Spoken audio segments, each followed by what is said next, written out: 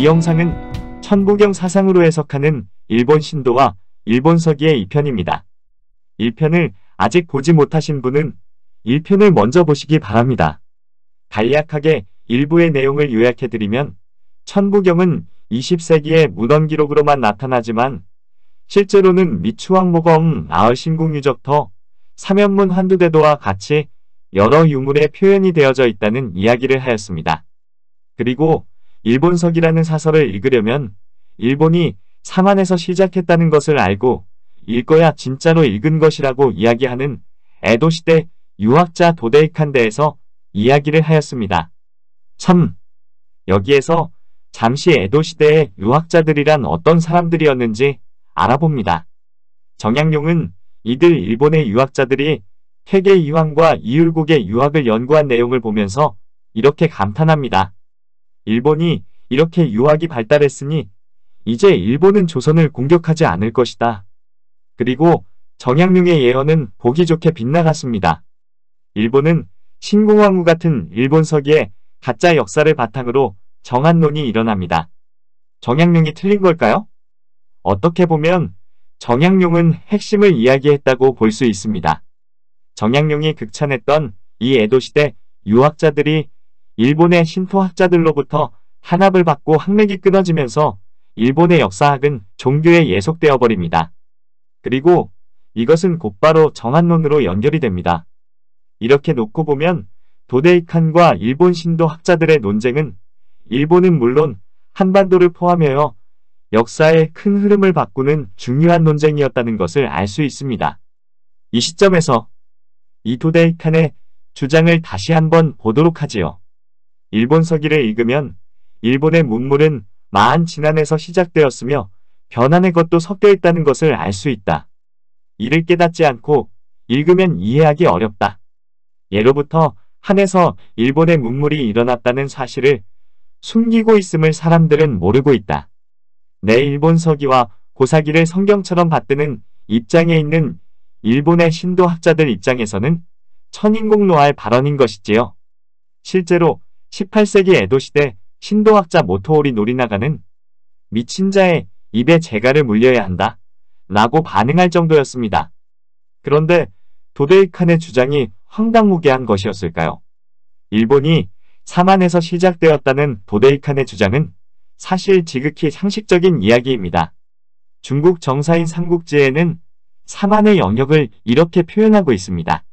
하는 대방의 남쪽에 있고 동서는 바다로 막혀 있고 남쪽은 외와 접하고 있다. 사방 사천리이다. 사만이 동서로 바다로 막혀 있다는 것은 당연한데 이 남쪽으로 외와 접했다는 기록이 이상합니다. 우리 상식대로 한다면 남쪽도 바다고 막혀 있었다고 기록해야 하는데 남쪽은 외와 접한다. 그렇다면 다음에 두 가지 경우를 생각할 수 있습니다. 한반도 남쪽에 외인이 있었거나 혹은 사만이 열도의 영토를 가지고 있었거나 그런데 사방사천리라고 하는 표현이 있습니다. 한반도 안에 사만도 있고 외국도 있었다면 사만의 넓이가 사방사천리가 나오지는 않습니다. 그렇다면 이 문장은 사만이 외의 땅에 영토를 가지고 있었다고 해석해야겠지요. 그리고 실제 고고학적으로도 그렇게 나옵니다. 고조선의 대표적 유물인 고인돌, 단유세문경, 그리고 세영동검 등이 열도에서 나타납니다. 문헌에도 기록되어 있고 고고학적으로도 그렇게 나옵니다. 현재 한국과 일본의 제도권 학계에서는 이것을 교육의 산물이었다고 주장하지만 근거는 없습니다. 현실적으로 원시 상태에 있던 조몬인들에게 고조선 혹은 사만의 권위를 상징하는 물건들을 팔았을 리는 없겠지요. 여기서는 문헌 기록대로 사만이 외의 땅에 영토를 가지고 있었다. 혹은 도데이칸의 표현대로 일본은 사만으로부터 시작했다는 표현이 맞다고 생각할 수밖에 없습니다. 도데이칸이 일본 서기가 일본이 사만에서 시작했다는 것을 숨기기 위한 목적으로 편찬된 책이라고 생각한 것은 이유가 있습니다.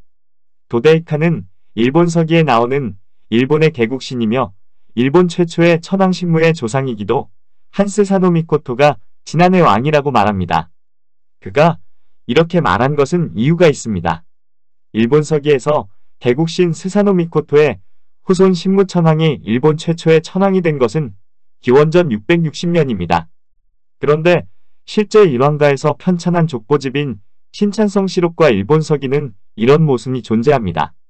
신찬성시록, 신하기 성씨는 도반명의 후손이다. 도반명은 언파브랍존의 아들로서 신무천황의 형으로 소개되고 있습니다. 도반명은 신라국 출신이며 신라국주도 했다라고 분명히 기록되어 있습니다. 신무천황은 기원전 660년에 일본 최초의 천황이 된 것으로 일본서기에 기록이 되어져 있습니다. 그런데 신찬성시록에는 신무천황의 형이 신라왕을 한 것으로 기록되어져 있습니다. 신라의 건국연대가 기원전 57년이므로 이 문장은 모순이 됩니다. 참 혼란스럽습니다. 그런데 여기에서 도데이칸의 시각에서 바라본 하나, 차만을 상기해 볼 필요가 있습니다. 7세기 초 외국을 방문한 수나라 사신 배청은 큐슈에서 동쪽 지역에 진왕국이 있다는 표현을 합니다. 도데이칸이 주장한 대로, 그리고 우리가 앞에서 살펴본 대로 이 지역이 진안 즉 신라 지역이었다고 추측해 볼 수 있습니다. 그리고 이곳은 고고학적으로 천부경 사상이 묘사된 유물들이 발굴이 되고 신화적으로도 신라 땅을 옮겨서 만든 지역이라고 표현이 됩니다. 아마도 도데이칸은 신무천황의 형이 신라왕을 했다는 기록에서 이 신무천황으로 분식 기록된 집단이 열도 신라 혹은 열도 진안을 다스렸으므로 이들의 조상인 스사노오노 미코토를 진안의 왕이라고 생각한 것은 아닐까요?